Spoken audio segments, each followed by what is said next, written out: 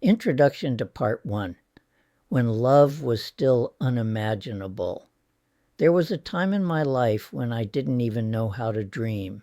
Not because I lacked imagination, but because I had never known joy, the kind of joy that opens the heart to possibility. Before college, I wasn't thinking about what I wanted or what might make me happy. When I first sat down with a counselor at Georgia Tech in 1984, I didn't know that I was beginning a journey that would lead to love, healing, and a life beyond anything I'd known. I was just trying to survive. College felt overwhelming. I had no real social skills. I had spent my adolescence in silence, invisible in my classrooms, uncertain in my own skin. I didn't know how to connect. I didn't know what it meant to belong. And so I found myself at age 18 walking into a campus counseling office, not because I had a vision for the future, but because I felt I wouldn't make it on my own.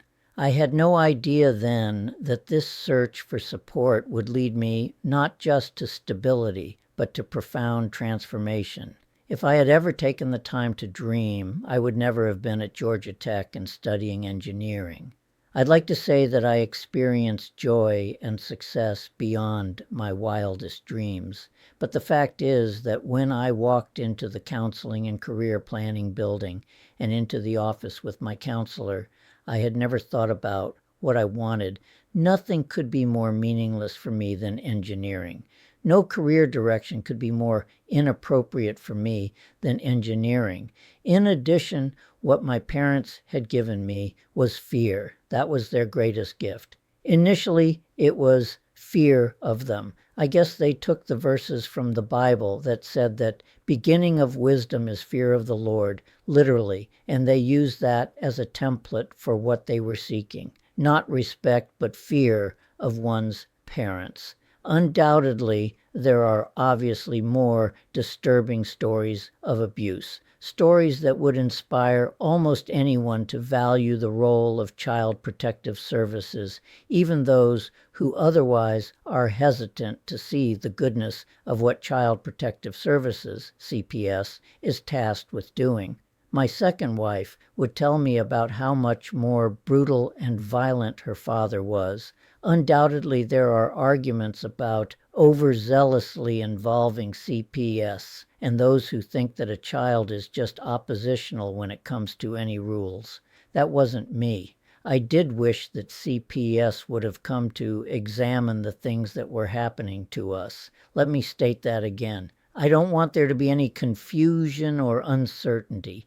As a child, I wanted CPS to get involved and ask us as me if I was a victim of child abuse. If that happened, I would have been talking for hours and hours describing things that were happening, and I would have been put in foster care. It would have been far from ideal, but it was what I desperately needed. It wasn't just fear of them that I learned, but fear of the world. I was made to fear all the things that could go wrong if I didn't do everything right, get into a great college, university. For this to happen, I had to get straight A's. It's ironic that I didn't question this wisdom, since my brother and sister could not begin to approach the grades I was achieving in much more advanced courses.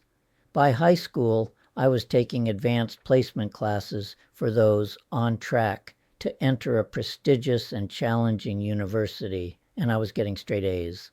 Looking back, I now understand that what I was really searching for was attachment, the kind of secure, mutual, loving connection I had never experienced growing up.